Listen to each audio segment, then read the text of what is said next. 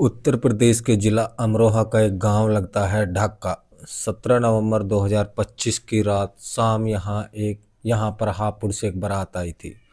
उस बारात में आराम से जो तैयारी चल रही थी, लोग एक दूसरे से मिल रहे थे, बातचीत कर रहे थे। कुछ जिम्मेदार लोग आपस में कह रहे थे कि चलो निकाह की तैयारी करते हैं, निकाह पढ़ाते हैं। जब निकाह पढ़ाने वाली बात आती है तो कुछ लोगों ने कहा पहले खाना खा लें, उसके बाद करेंगे।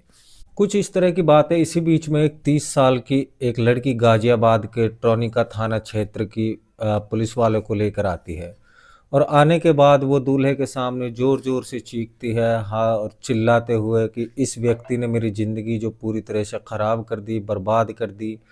6 साल तक मेरे साथ जो शारीरिक संबंध बनाए, और मामा का बेटा है और इसके बावजूद भी निकाह किसी और से कर रहा है। जब यह बात उस लड़की ने बताई तो पूरी बारात में हड़कंप मच जाता है और हंगामा खड़ा हो जाता है। और यह बात पूरी बारातियों में, घरातियों में, चारों तरफ फैल जाती है। लोग जो खाना खा रहे थे छोड़ देते हैं और इधर उधर बात कर रहे थे, वह भी बात छोड़ देते हैं। और यहाँ आने के बाद उस लड़की को समझाने की तमाम कोशिशें कर रहे थे। लड़की ने जो साफ साफ मना कर दिया। उसने पहले ही बोला था कि मैं बारात में पुलिस लेके आऊंगी और हंगामा भी करूंगी और बारात किसी भी कीमत पर यानी कि निकाह नहीं होने दूंगी, इस तरह की बात थी। और जब यह बात लड़की यानी दुल्हन तक पहुंच जाती है तो दुल्हन भी शादी करने से जो साफ इनकार कर देती है, ये कहते हुए कि इस बात में कुछ तो सच्चाई होगी। इतनी बड़ी बात यहाँ आकर किसी के हंगामा करने की जो हिम्मत नहीं है।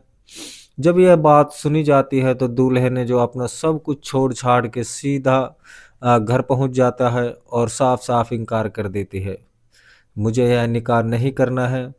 अब इसके बाद वो पुलिस जो आई थी गाजियाबाद से, दूल्हे को जो अपने साथ लेकर के चली जाती है। और दूल्हे को जब साथ लेकर चली जाती है तो दुल्हन का जो पिता है वो नज़दीकी पुलिस स्टेशन यानी कि सैयद नगली में जाता है। और जाने के बाद दूल्हे के परिवार वालों के खिलाफ है जो एफआईआर करवा देता है कि उन्होंने हमसे बहुत सारी बातें छुपाई थी, इसलिए इस मामले में जो धोखाधड़ी की एफआईआर दर्ज कर लीजिए।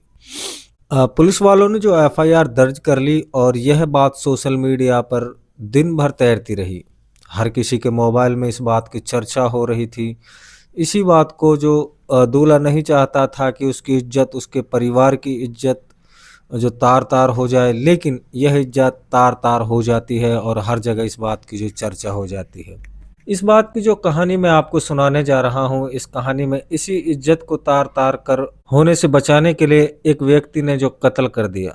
जब कत्ल करता है तो यह सोच कर करता है कि कोई सबूत नहीं है, और वाकई कोई सबूत था भी नहीं। जिसका कत्ल हुआ था, कत्ल से पहले ही वह कातिल का नाम अपने एक कागज़ के पन्ने पर लिख कर चला गया था। और पुलिस को वहीं से एक ऐसा सुराग मिलता है जिसको सुनने के बाद आप लोग भी जो दंग रह जाओगे और सोचने पे जो मजबूर हो जाएंगे। अस्सलाम वालेकुम दोस्तों, मैं हूं आपके साथ इंसाफ खान और आप देख रहे हो हमारा यूट्यूब चैनल इंसाफ डीलर। आज की जो सच्ची घटना सुनाने जा रहा हूं, ये सच्ची घटना है उत्तर प्रदेश के प्रयागराज जिले की। करीब प्रयागराज जिले से 15 किलोमीटर दूर एक थाना लगता है जिसका नाम है थरवई थाना। थरवई थाना के क्षेत्र में एक गांव लगता है जिसका नाम है लखरावा। और यह बात है 15 नवंबर 2025। सुबह लगभग 9 बजे के आसपास का समय होगा। खेतों की तरफ कुछ बच्चे थे जो सुबह सुबह टहलने के लिए जा रहे थे, और बच्चों की जो नज़र है दो कुत्तों पर पड़ जाती है। एक कुत्ते के हाथ मुंह में इंसान का जो कान होता है, और दूसरे कुत्ते के मुंह में कुछ इंसान के जो बाल होते हैं। बालों की लंबाई को देखकर साफ अंदाजा लगाया जा रहा था जैसे किसी महिला के या किसी लड़की की जो बाल हैं। लेकिन कान किसका है, बस यह जानने के लिए उन बच्चों ने उन कुत्तों की तरफ जो देखा, जहां आसपास का जो एरिया था उन्हें भी मतलब साफ देखना शुरू कर दिया। पास ही में एक गड्ढा दिखाई देता है, और गड्ढे में जब जाकर वह देखते हैं तो वो एक हाथ था जो दिख रहा था, साथ ही एक सर है जो दिखाई दे रहा था, और बच्चों ने जोर जोर से चीखना चिल्लाना जो शुरू कर देता है, और उन बच्चों की चीखों को सुनने के बाद आसपास के लोग वहां पर जुट जाते हैं, और देखते ही देखते करीब हजारों की संख्या में वहां लोग मौजूद हो जाते हैं। उनका जमघट लग जाता है। जहां जहां तक ये बात फैल रही थी, वहां वहां के आसपास के जो लोग भी इकट्ठा हो रहे थे, यह जानने के लिए कि आखिरकार क्या मामला है। पुलिस मौके पर आती है। जो थाना प्रभारी होते हैं, थरवई थाने के जो इंचार्ज होते हैं, संतोष कुमार पांडे और एसीपी चंद्रपाल सिंह, ये मौके पर पहुंच जाते हैं और भारी पुलिस बल तैनात इनके साथ में होता है। और साथ ही में इनके साथ जो डॉग स्क्वाड बुलाया जाता है, यह देखने के लिए कि आखिरकार यह लाश किसकी है, कत्ल किसने किया है, क्यों किया है। इन सभी सवालों का जवाब जानने की जो कोशिश कर रहे थे, और देखते ही देखते बड़ी संख्या में गांव वाले जो इकट्ठा हो जाते हैं, और आखिरकार पुलिस ने इस लाश को जो कब्जे में ले लिया। और कब्जे में लेने के बाद यह तमाम कोशिशें की कि वह लाश इसकी किसकी है और इसका जो किसने कत्ल किया है। तो लेकिन घंटे दर घंटे बीत रहे थे, लेकिन पुलिस को जो उनकी पहचान करने में बड़ी परेशानी हो रही थी, दिक्कतें हो रही थी। पोस्टमार्टम रिपोर्ट आ जाती है, और पोस्टमार्टम की रिपोर्ट से पता चलता है कि पहले गला दबाया गया है, उसके बाद किसी जो धारदार हथियार से चेहरे और सिर पर एक के बाद एक कई वार किए गए हैं। लेकिन ये कत्ल किसने किया है, तभी पुलिस अपनी जो जांच आगे बढ़ाती है और लगभग 3 टीमों का जो गठन कर देती है। और 3 टीमों का गठन करने के बाद यह घटनाक्रम सोशल मीडिया पर बहुत तेजी के साथ में जो फैल जाता। साथ ही जितने भी आसपास के थाने थे, चाहे फामऊ हो, थरवई हो, या फूलपुर थाना हो, सोराम थाना हो, नवाबगंज थाना हो, या होलागढ़ थाना हो, मऊ थाने, यानी कि हर जगह जो सूचना भेजी जाती है, और पूरे इलाहाबाद में जो ये सूचना है ये भेज दी जाती है। लगभग या तो इस लड़की की उम्र 20 साल है, या 25-27 साल के आसपास की इस लड़की है। हमें लाश मिली है, लाश सड़ी हुई है, 2 से 3 दिन पुरानी लाश है। जहां भी कोई इस गुमशुदगी की जो रिपोर्ट दर्ज हुई हो, आकर के जो हमसे संपर्क करें। और पुलिस वालों ने अपनी जो तरफ से हर संभव कोशिश करना शुरू कर दिया, लेकिन कोई ऐसी जानकारी नहीं मिल पा रही। हालांकि जब वक्त आगे बढ़ता है तो तभी कैंट थाना क्षेत्र से परिवार आता है, और परिवार आने के बाद जो पुलिस से संपर्क करता है और कहता है कि साहब ये हमारी भतीजी है, और जिसका नाम साक्षी है, जिसकी उम्र लगभग 17 साल के आसपास है, और कटरा के पास एक इंटर कॉलेज है, वहां पर ये कक्षा 11वीं की छात्रा है। और इसके जो मूल निवासी हैं वो सारेब क्षेत्र, यानी कि एक गांव लगता है। इनके पिता मुंबई में ड्राइवर की जो नौकरी करते हैं, और साथ ही एक भाई है इसका, और ये 3 बहनें हैं। यह कुछ दिन पहले ही इसकी जहां पर रहती थी, वहां से उसके चाचा जो लगते हैं, चाचा की जो पत्नी, यानी कि उसकी जो चाची है, वह अक्सर बीमार रहती थी। बस उसकी देखभाल के लिए किसी बालक की ज़रूरत थी, तो इसलिए साक्षी को जो घर पर 3 साल पहले लाया गया था, और यहीं रहकर वो पढ़ाई कर रही थी। लेकिन अचानक से 10 नवंबर 2025 की सुबह लगभग 9 बजे के आसपास, तो स्कूल तो गई थी ये कहकर, लेकिन स्कूल नहीं पहुंच पाती है। और जब घर वापस लौट कर नहीं आती, तो हमने हर जगह इसको जो तलाश करना शुरू कर दिया, और हर संभव हम इनकी जो तलाश करते रहे। नज़दीकी पुलिस स्टेशन जाते हैं और जाकर कहते हैं कि साहब हमारी बेटी गायब है। साक्षी है जिसका नाम, और उसके बारे में जो पूरी जानकारी देते हैं। उसके बाद वो मिल नहीं रही है। हालांकि पुलिस ने जिस तरह से गुमशुदगी के मामले में पुलिस को गंभीरता से नहीं लेती है इस मामले को, और पुलिस ने गंभीरता से नहीं लिया।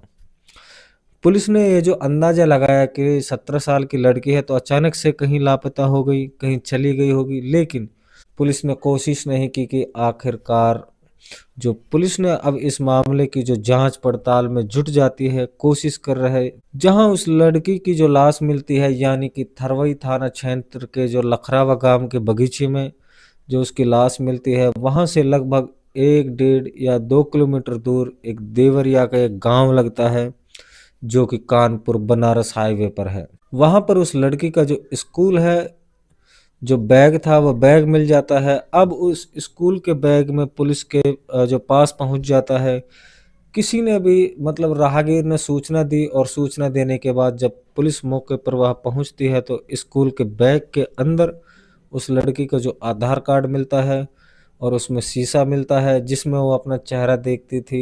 ऐसा कुछ मेकअप का सामान मिलता है, उसी में ही एक सिंदूर की जो डिबिया है वो रखी हुई मिल जाती है।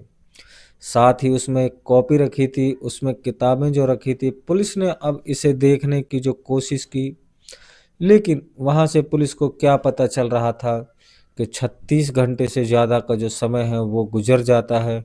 आखिरकार पुलिस ने उसके बैग के एक एक पन्ने को बारीकी से जो देखना शुरू कर दी। सिंदूर की डिब्बी से अंदाजा लगाया जाता है कि कुछ ना कुछ तो बात है। यह मामला प्रेम प्रसंग का लग रहा है। लेकिन प्रेम प्रसंग अब उस लड़की के घर वालों से पूछा जाता है तो कहते हैं कि हाँ, इनके पास एक मोबाइल है और उसमें जो सिम कार्ड नहीं था, बल्कि घर पर ही वो जो वाईफाई लगा हुआ है उसी से ही जो कांटेक्ट में पुलिस में ने उनका जो मोबाइल था उसको भी खंगाला। पुलिस को यह जो कोई सुराग नहीं मिलता है, कोई संपर्क हाथ नहीं लगता है कि क्या करे। आखिरकार जो पुलिस है लगातार आगे बढ़ रही थी, कोशिशें कर रही थी। इसमें जो काबिल ऑफिसर थे जो जांच पड़ताल में जुटे हैं, आखिरकार उस लड़की की जो बैग से किताबें मिलती हैं, कॉफ़ी मिलती है। अब उस कॉपी की किताब के एक एक पन्ने को फिर से बारीकी और गौर के साथ में देखना शुरू कर देते हैं। तभी 14 नंबर जो पेज पर एक कॉफ़ी थी, 14वें जो पेज पर एक नाम लिखा था दीपक, बहुत ही छोटे से महीन से अक्षरों में लिखा हुआ था। और उसके बाद फिर जब वो वहाँ से लगता है कि शायद कुछ ना कुछ तो बात होगी। परिवार वालों से पूछा जाता है कि क्या किसी दीपक नाम के लड़के को जानते हो। उनके क्लास के बच्चों से पूछा जाता है कि क्या किसी दीपक नाम के लड़के को जानते हो। सब ने जो मना कर दिया। तभी पुलिस ने फिर से उस कॉपी को देखना शुरू कर दिया कि 16वें नंबर पेज पर एक मोबाइल नंबर लिखा हुआ था, बहुत ही छोटे छोटे से जो महीन अक्षरों में।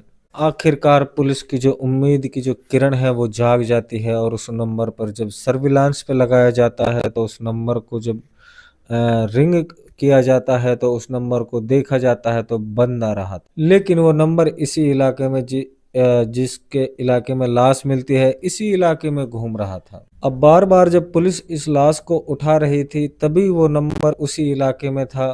और आखिरकार पुलिस ने जब उसके बारे में पता करने की कोशिश की तो यह हर्षवर्धन सिंह यादव उर्फ दीपक कुमार, जिसकी उम्र लगभग 25 से 26 साल होगी, और उसके बारे में जो पुलिस ने जो जानकारी लेने की जो कोशिश है स्टार्ट कर देती है। वह 2018 में सेना में भर्ती हुआ था और जम्मू कश्मीर में उसकी जो पहली पोस्टिंग हुई थी। अप्रैल 2025 में पटियाले के उसको जो ट्रांसफ़र हो जाता है और वह इंस्टाग्राम पर एक लड़की की यानी के संपर्क में आया था। और यह जो थरवई थाना है उसके थरवई के पास में एक संगो एक जगह है जो एक गांव लगता है, वहां का वो रहने वाला है। आखिरकार पुलिस ने जब उसकी जो घेराबंदी की और उसके लिए जब जाल बिछाया तो पुलिस के जाल में फंस जाता है और पुलिस उसे जो गिरफ्तार कर लेती है।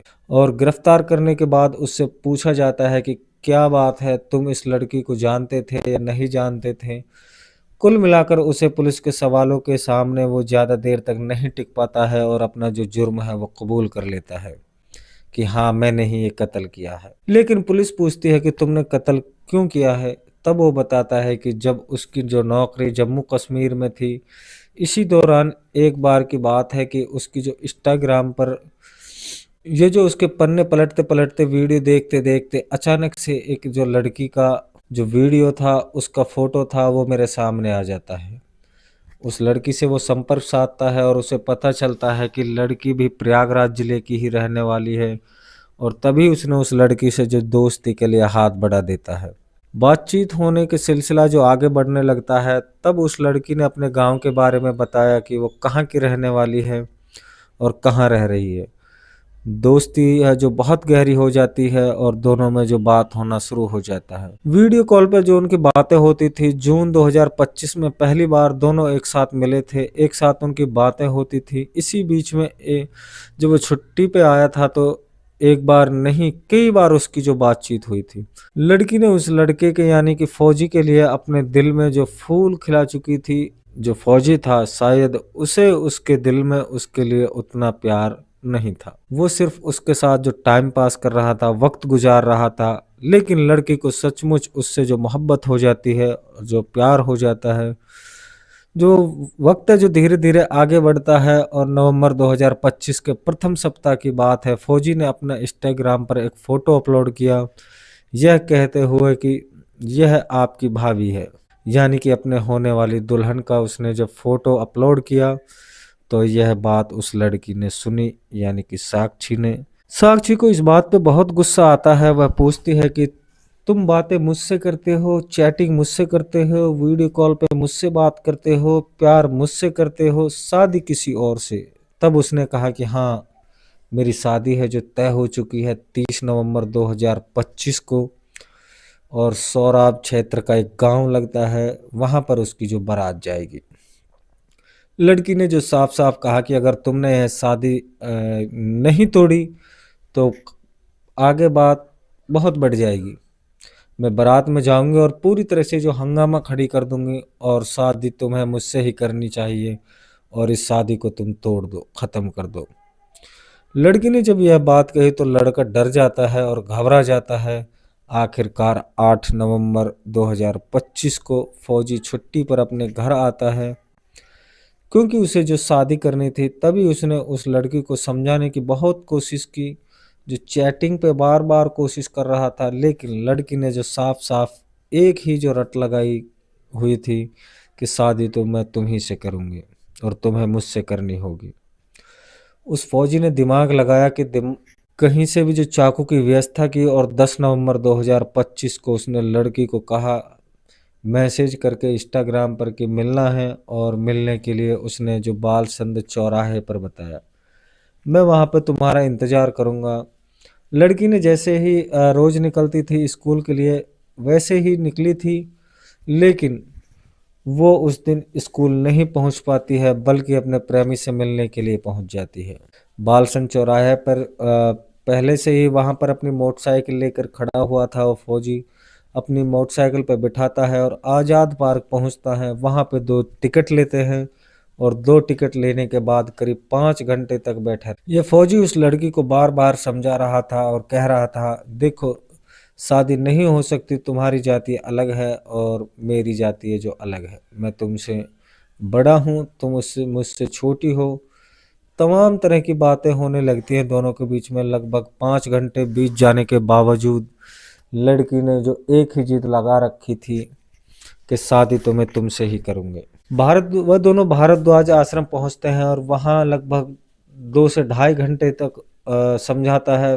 फिर भी वो जो साफ साफ इनकार कर देती है कि शादी तो मैं जो तुमसे ही करूंगी। देखो मैं सिंदूर भी लेके आई हूँ, आज तो तुमसे जो शादी है आज ही कर लीजिए, सब कुछ छोड़ छाड़ के मैं सिर्फ तुम्हारे लिए चली आई हूँ। आखिरकार उस लड़के को लगता है कि चलो ठीक है, कुछ करते हैं। तभी है जो वो सोबतिया यानी बागी से होते हुए शास्त्री पुल से अंधावा, और अंधावा से सहसो, और सहसो से थरवे की तरफ जाते हैं। यह कहते हैं कि चलो मैं तुम्हें अपने पापा और माँ से जो मुलाकात कराऊंगा। वही गांव के आसपास में ही एक मंदिर है, वहीं आराम से जो शादी करेंगे। और जैसे गांव वाले आने वाला था तो कुसूगर उससे लगभग जो 1 किलोमीटर पहले ही वो रुक जाते हैं। अंधेरा तब तक हो चुका था, और दूर से दिखाता है, देखो वो मंदिर रहा। बाग में लेके जाता है, और बाग में ले जाने के बाद उस लड़की को समझाने की और फिर से कोशिश करता है।